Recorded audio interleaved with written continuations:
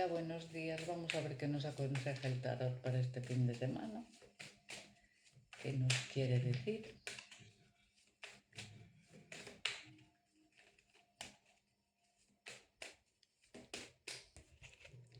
Bueno, se han atravesado barreras que llevaban tiempo bloqueadas, noticias inminentes sobre algún asunto, más bien en el área laboral debido a los bastos que anteceden a la sota de espadas, que son las noticias que nos irán viniendo de forma totalmente positiva. Algo que llevaba encallado o bloqueado demasiado tiempo ha empezado a evolucionar cuando ya no esperábamos nada sobre ello.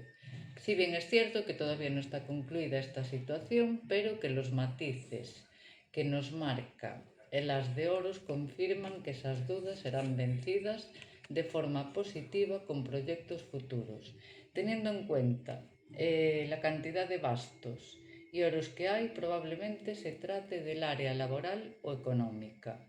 No obstante, cada uno que lo lleve a su terreno.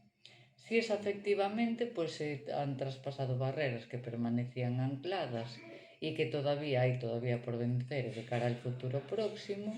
Y si es en el área de la salud, aunque hayamos estado pachuchos mucho tiempo y estancados a nivel salud, se aproximan buenas noticias que traerán consigo consecuencias positivas, o bien en tratamientos o bien en noticias.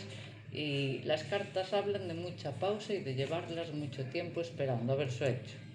No obstante, se concreta la positividad ante cualquier tema de los que os acabo de enumerar.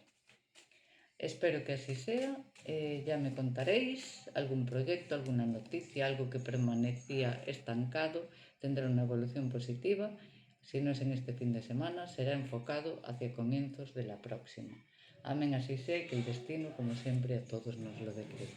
Un beso grande y nos vemos en alguna dinámica.